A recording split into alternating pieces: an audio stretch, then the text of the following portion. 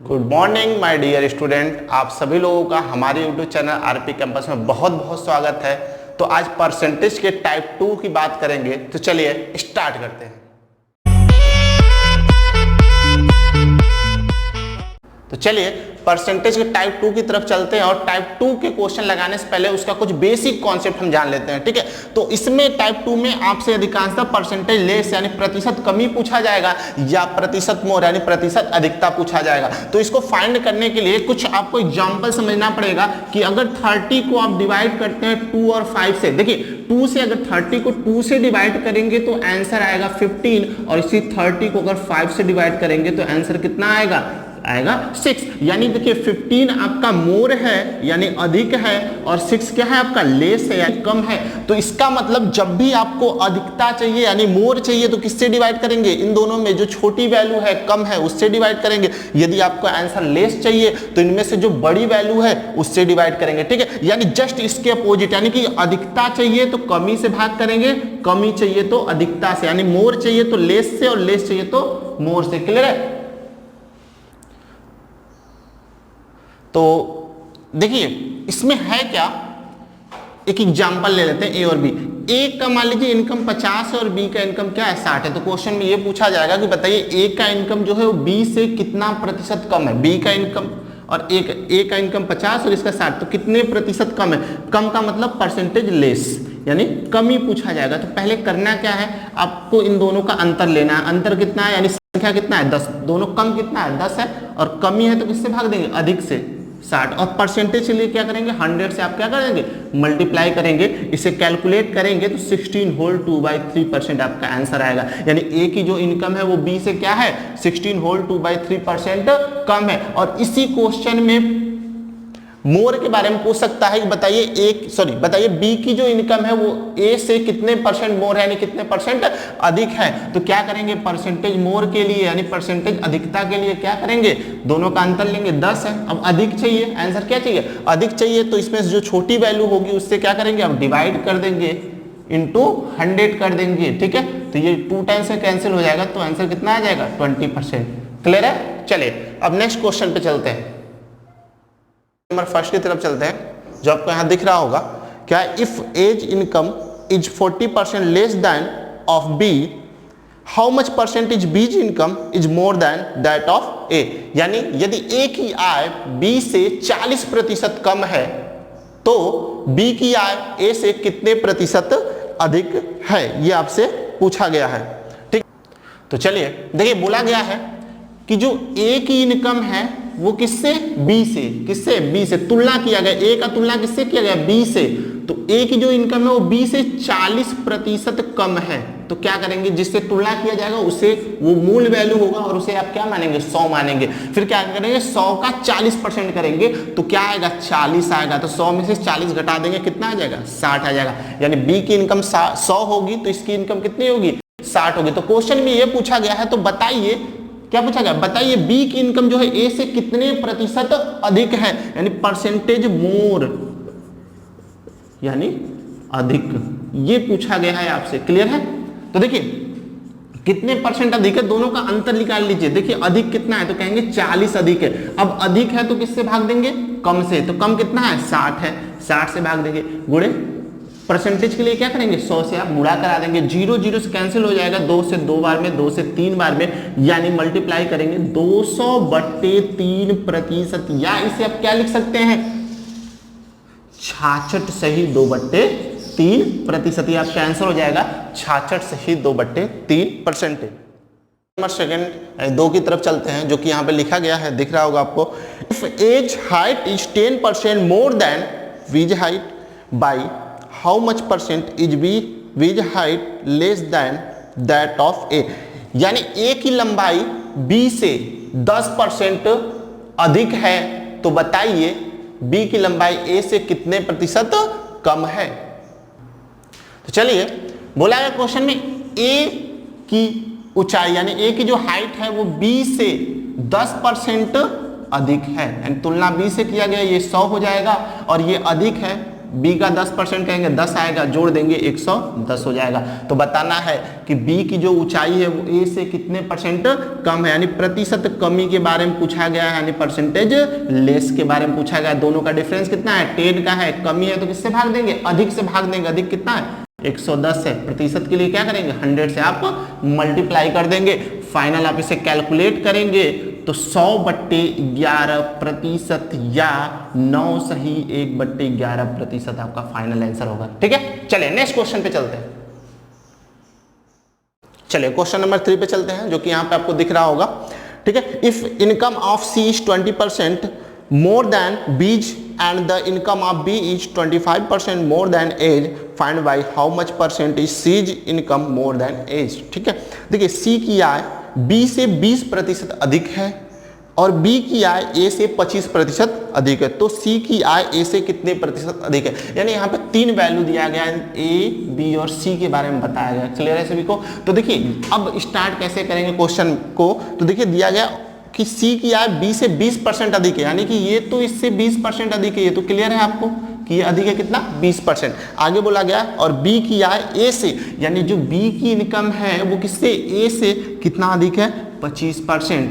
ठीक है, तो देखिए ग्राफ आपका इस तरह से जा रहा है, यहाँ से यहाँ जा रहा है, फिर यहाँ से यहाँ जा रहा है। तो मेन आप क्या करेंगे, यहाँ पर A को बेस मानकर इसे मान लेंगे 100, मूल वैल्यू क्या हो जाएगा 100 यहाँ पे। ठीक है, अगर यहाँ से A की वैल्यू 100 होगा तो 100 का 25% करेंगे तो 25 आएगा, जो कि आप क्या करेंगे यहाँ पे ऐड कर देंगे तो ये वैल्यू हो जाएगा 125। अब बात समझिएगा कि अब C की जो इनकम है, जो आय है वो B से 20% अधिक है। किससे, B से 20% अधिक है।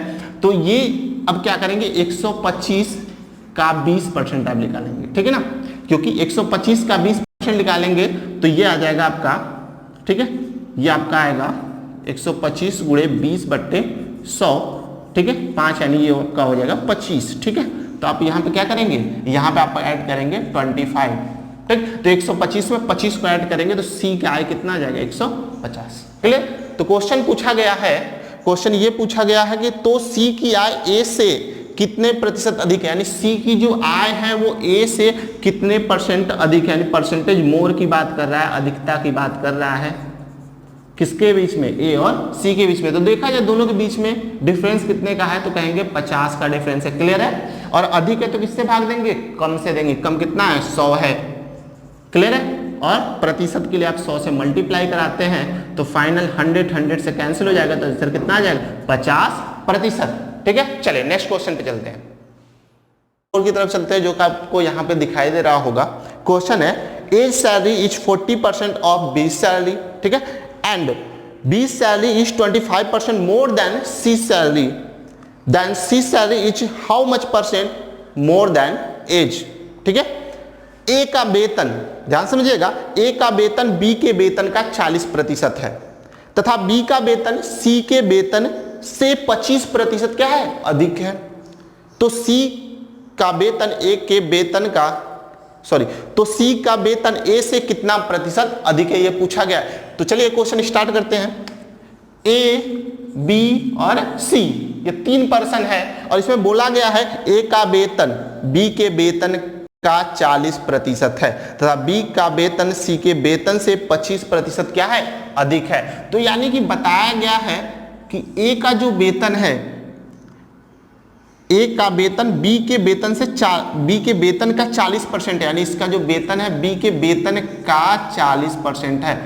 ठीक है, और तथा बी का वेतन सी के वेतन से क्या है, 25% अधिक है।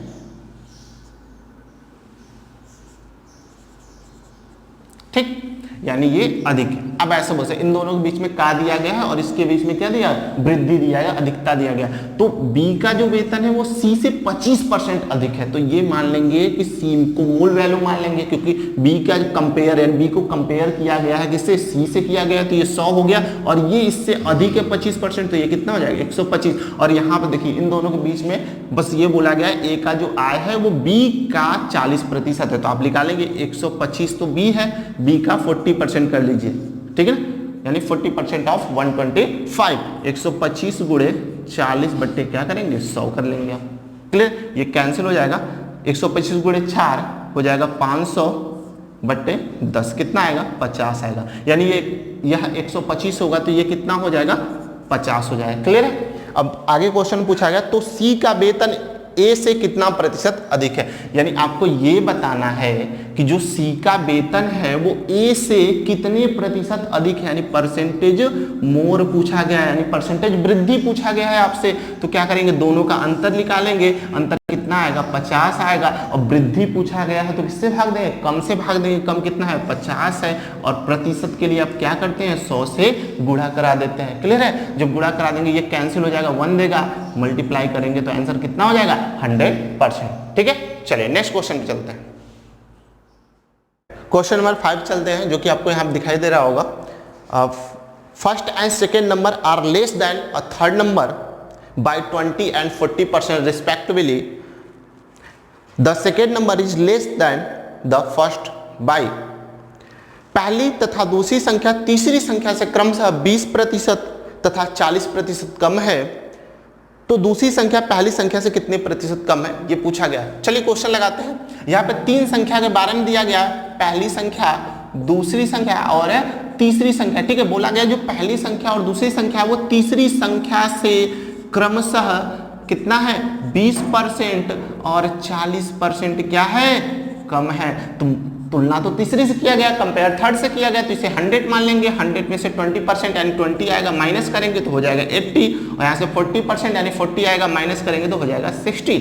आगे क्वेश्चन है तो दूसरी संख्या पहली संख्या से कितना प्रतिशत कम है, यानी जो सेकेंड नंबर है वो फर्स्ट नंबर से कितना परसेंट क्या है लेस है, कम है। तो परसेंटेज लेस निकाल लेते हैं, यानी परसेंटेज कमी निकाल लेते हैं। तो देख लीजिए अंतर कितना है, अंतर आएगा 20 का, कमी है तो किससे भाग देंगे, अधिक से देंगे, जो कि 80 हो जाएगा। और परसेंटेज के लिए आप क्या करेंगे 100 से मल्टीप्लाई कर देंगे। इसको कैंसिल करेंगे 4 टाइम्स में कैंसिल होगा, 400 को कैंसिल करेगा कितने टाइम्स में 25 टाइम्स में, तो फाइनल आंसर कितना आएगा 25%। क्लियर है सभी लोगों को। चलिए अब चलते हैं नेक्स्ट क्वेश्चन पे। क्वेश्चन नंबर 6 की तरफ चलते हैं, जो कि आपको यहाँ पे दिखाई दे रहा होगा कि 2 number are respectively 20% and 50% of a third number, what percent is first number of the second. Hindi में क्वेश्चन है, 2 संख्याएं तीसरी संख्या की क्रमशः 20% तथा 50% है, तो पहली संख्या दूसरी संख्या का कितना प्रतिशत है। ठीक है, यहाँ 3 नंबर दिए गए हैं, फर्स्ट नंबर, सेकेंड नंबर और थर्ड नंबर, और इन सभी नंबर का कंपेयर थर्ड से किया गया, ये 100 हो जाएगा। अब बोला गया जो फर्स्ट नंबर और सेकेंड नंबर है, जो फर्स्ट नंबर और सेकेंड नंबर है वो थर्ड नंबर से 20% एंड 50% है। ठीक है, तो इसका 100 यानी 100 का 20% करेंगे तो आपको 20 ही मिलेगा, और 100 का जब 50% करेंगे तो कितना मिलेगा 50 ही करेगा। यहाँ पे वृद्धि और कमी नहीं बोला गया, सिर्फ का बोला गया है, यानी ऑफ बोला गया है। फिर आगे क्वेश्चन में क्या बोला गया वो समझिएगा, जो क्वेश्चन पूछा गया है। ठीक है, what percent is the first number, ठीक है, फर्स्ट नंबर ऑफ सेकेंड। ठीक है, हिंदी में बोला गया है पहली संख्या, पहली संख्या दूसरी संख्या का।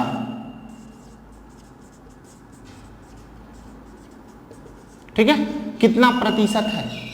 ठीक है, ये इसलिए मैं लिख रहा हूं क्योंकि यहां पे आप लोगों को डाउट हो जाएगा।